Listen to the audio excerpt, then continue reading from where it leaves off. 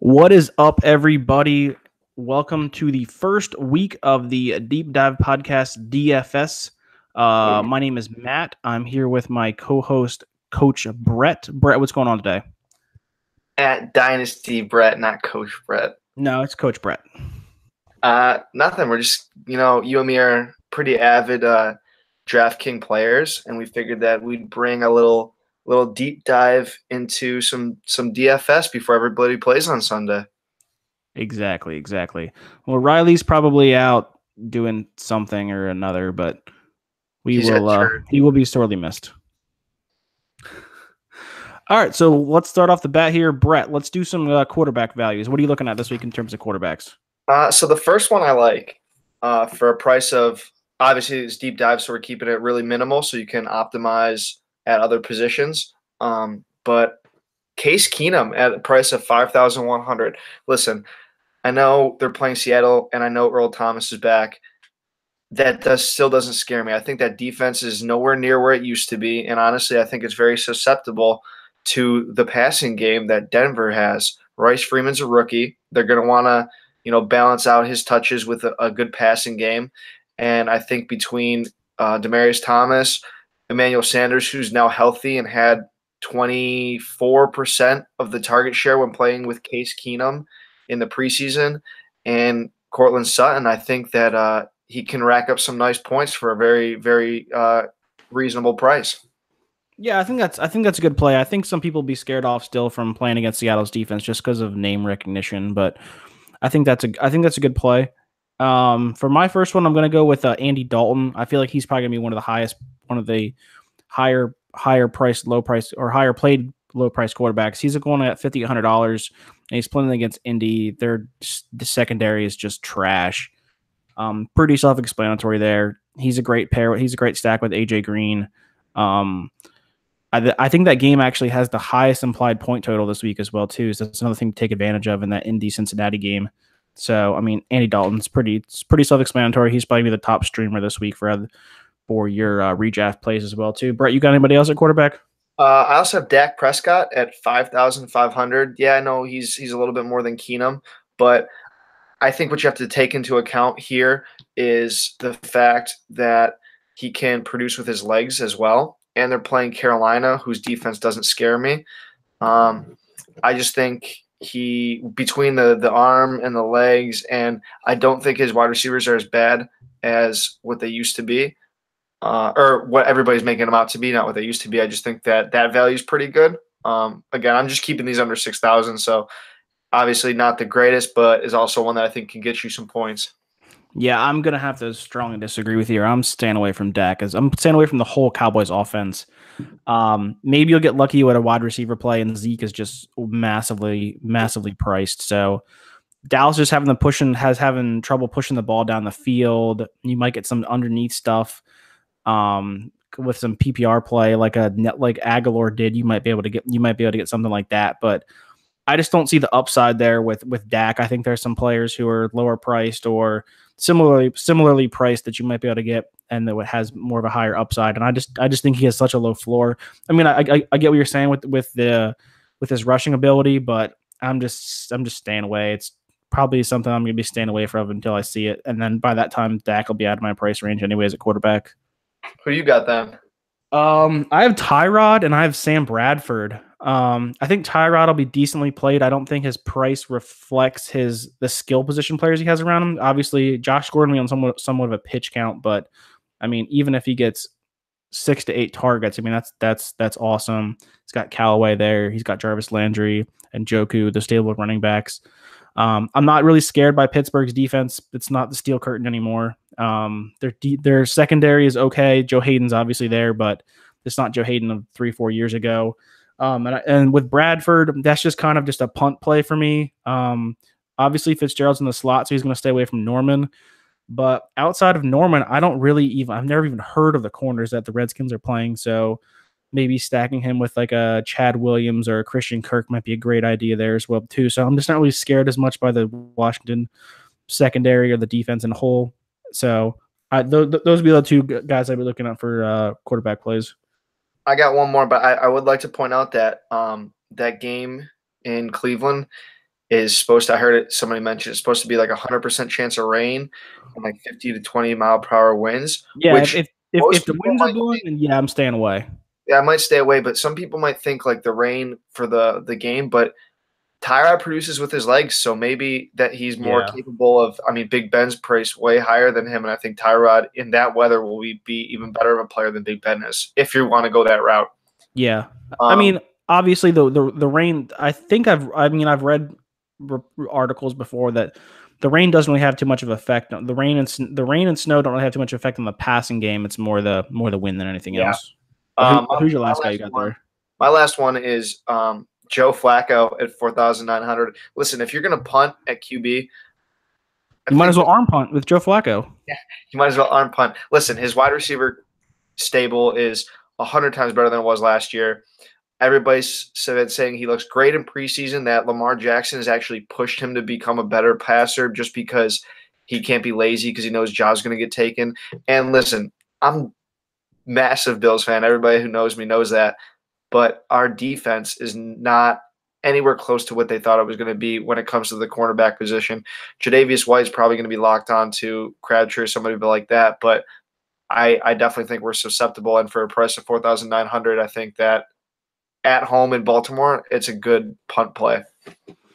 Well, you speaking of Tre'Davious White being on Crabtree, that brings us to our wide receivers, and that's a great segue into my first wide receiver, which will be John Brown. Brown's sitting there priced at $3,700. Obviously, he's going to be. I think is EJ Gaines still with the Bills? No, he's with the Browns now. Okay, he's with the Browns now. Even better. Who's the Buffalo second corner now? It's either going to be one of the rookies that we drafted, like in the fourth round, or Vontae Davis, who looked like his age at like 30 something years old in the preseason. Yeah, and he's a hammy injury waiting to happen too. So not really something I'm too concerned with there. But yeah, I think Brown has a shot to outproduce Crabtree this year. So that's something I'm definitely looking at. And Brown and Flacco had the great connection there as well too. Might be able to get a few big plays with Brown. So I would try and grab some shares of John Brown in DFS while he's still healthy. And then my second play which actually would be my top play, would probably be Keelan Cole. I don't understand how he's priced behind Dede and Moncrief. I'm hoping he gets the slot play so he can match up against Eli Apple there, who has just been awful in terms of, I think he's given the most touchdowns over the last like 7 or 8 games of the season last year. So anytime I can get a piece of someone going up against Eli Apple, I'm definitely going to try and take advantage of that. I like both of those plays. Starting my wide receivers off, I have 2 with the price of 3,900. My first one, stacking with somebody you mentioned. I'm going to go with John Ross, stacked with Andy Dalton. Listen, against Indy, who we know has no cornerbacks that anybody really knows their name of. They're not really the top tier, if we put it that way. I think John Ross has the capability of breaking off 1 or 2 big plays against them with Dalton throwing to him. I mean, we saw what he did against my Bills. We saw the capability he has at 3,900. I think that's a pretty good low ball play for some high upside. Yeah, I think that's a good point there. Anybody else you're looking at this week in the wide receiver? I got Mike Williams at 3,900 against Kansas City. Listen, there, I think you're just hoping for a good jump ball in the end zone. Philip Dorsett and Albert Wilson at 3,700 apiece. Dorsett looked good in the preseason with Brady. I think he went 4 for 4 on catches on targets for like 40 yards with them. The yardage isn't there, but we know Dorsett can break one. Albert Wilson, you're just banking on the slot play there. And then my interesting one is for 3,100, stacking with Tyrod if the weather stays well, Antonio Callaway. I think he's Callaway's starting. interesting. Yeah, he's starting. They've already said that. Josh Gordon will play, but Callaway's also got big playability. Probably is going to play the other outside receiver slot when they go 3 wide. For 3,100, I think it's a good pump play. Yeah, I think that's a good safe, a good high upside play there. My last couple one, Traquan Smith. I don't trust Meredith yet. I don't know how healthy he is. him playing in the 4th preseason game. Granted, it was obviously to shake the rust off a little bit, but Traquan $3,500, great play against Tampa. In that same game you were talking about earlier, I have Patterson down instead of Dorsett. Just going for upside there. I think they're both kind of similar guys. Plus, if Patterson's returning kickoffs, I mean, you have a little more upside there as well too. Try and bank on a return touchdown. And my last one is John's not brother Jaron. That's a huge punt play for me simply because I just I don't know what Seattle's offense is going to look like. Obviously, with Baldwin there, we haven't seen him all preseason. Tyler Lockett, post-hype sleeper, maybe. But, I mean, for Brown for $3,300 against Denver, who obviously doesn't have the corners they had before. Obviously, they still have Chris Harris there, but I think Harris will be locked on into Doug Baldwin. So maybe you'll grab something from there. Like I said, punt play, not something I love, super love, but $3,300, something to take a look at. Yeah, I agree with those. And then finally, we'll move into tight ends a little bit. Brett, what do you got for tight ends? We missed running backs. Oh, we did miss running backs. Running backs. Brett, what do you got for running backs? I got Frank Gore at 3,700. He's listed as a co-starter. He's going to get the goal line work, in my opinion. Listen, I don't love the matchup against Tennessee. I think you're just hoping for a touchdown there. Yeah, but for 3,700 at running back, I think that's what you get. 3,600, Alfred Morris. Breed is listed as a starter, but Morris looked good in that Shanahan offense. I know they're playing Minnesota, but I think for the price, it's probably a good play. And then Jeremy Hill at 3,300, you're hoping he falls in the end zone or rips off one of those Mike Gillislee weeks, week 1, and then you'll never see him again. Yeah, I think I'm staying away from Morris this week just because of the matchup against the Vikings. I think he might be a better play in a game where the game script might be more in their favor. Probably sticking with Breida this week if I'm going to go with the San Francisco running back, like I said, just because of the game script. Hill's interesting to me as well, too. I'm not sure how much work that Burkhead's going to get on first and second down. Obviously, he's going to get something, but how much he's going to get and who gets a goal line play. My first one is going to start off in that same game. It's going to be James White. Historically, the Patriots have struggled to run the ball against the Texans, so using White in the short passing game is going to be beneficial, especially with Edelman out as an extension of the run game. I could see him getting 5 to 10 catches, let alone targets in this game, obviously boosting his PPR value. They like to use him in the red zone a little bit as well, too. I think he might use him like Peterson used Sproles in the game on Thursday with trying to get him involved in the red zone in the passing game. The other two guys I like are Jordan Wilkins for Indy at $3,700. Obviously, if Mac plays, that's probably downgrading Wilkins a little bit, but at $3,700, he looked like to be the best of the 3 guys that were there. Other one is going to be Chiquiz Rogers because of, like I said, that's a game script play for me as well too. I think Barber can catch the ball, but I would rather have Chiquiz in a third down setting where the Bucs are trying to score or trying to play from behind. Yeah, I really like the James White one. I would have picked him if you didn't pick him, so I'll let you have that one. I really do feel like he is in for a pretty large workload through the air, and also probably going to get some work on the ground as well. So I like that. Probably with Michelle, probably either he looks like he's questionable at best, probably trending more towards doubtful for the week, just so he can get his legs underneath him. Even if he does play, I don't see him getting much work. So obviously, they're only having 3 guys there. Plus, I mean, Brandon Bolden's there, but he's more of a special teams guy. Now we can move into tight ends. Brett, what are you looking at for tight ends? I'm gonna go price as always going down. Benjamin Watson at 3,100 with the Saints. Listen, that game they're getting 9.5 on their line, and I think the score is going to be way worse than that. Like I think they're going to absolutely blow Tampa Bay out of the water, and he's a red zone threat. So obviously touchdown upside. Then at 2,900, Ricky Seals-Jones. Listen, I don't know who the targets are going to be there outside of Larry Fitzgerald. Christian Kirk's not even listed as a starter. I think Ricky Seals-Jones showed up last year, and for 2,900 is pretty solid play in DFS. Tyler Kroft at 2,700.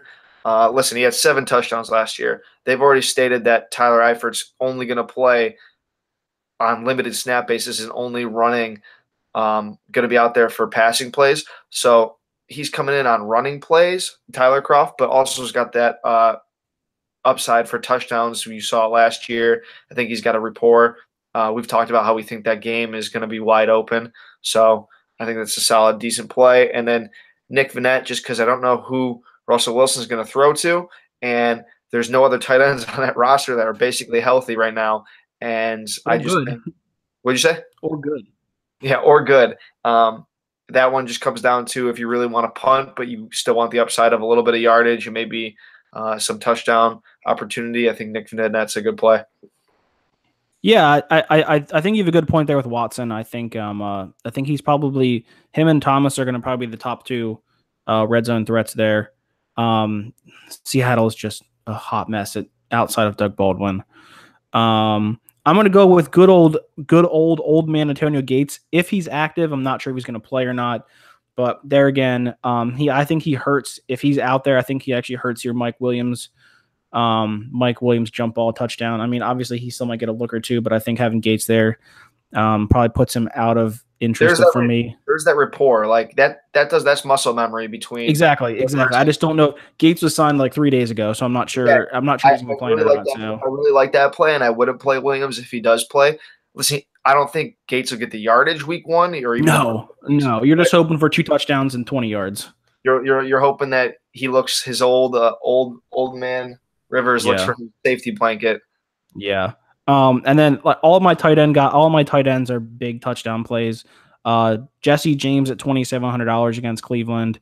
Obviously not having Bell there, I think you're maybe he gets a extra look or two inside the red zone. He's $2,700 against Cleveland, saving big money there at tight end. Mike Gesicki at tight end there too. I love Gesicki at tight end because I think he is their red zone threat even when Parker is in the game.